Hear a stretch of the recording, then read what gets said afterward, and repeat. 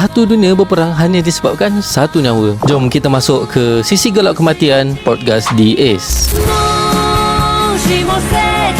Kalau korang tanya arc mana yang paling epic, paling gila, paling menyayat hati dan paling buat ramai menangis teruk, jawapan dia adalah arc Marineford. Cuba bayangkan, Luffy dah separuh mati kat Impel Down, badan dia dah hancur lebuh, racun dah meresap satu badan, tapi dia tak kisah langsung. Dia paksa diri, langgar limit, terjun dari langit, masuk ke tengah-tengah medan perang yang sah-sah dia takkan menang. Kenapa? Hanya semata-mata nak selamatkan abang dia. Perang ni bukan pasal siapa paling kuat. Ni perang emosi yang paling berat. Korang tengok Garp, menangis terisak-isak kat sebelah Ace. Tersepit gila. Jiwa dia hancur antara nak ikut arahan demi tugas negara atau selamatkan darah daging sendiri. Shirohige pula sanggup gadai nyawa, lawan sampai nafas terakhir.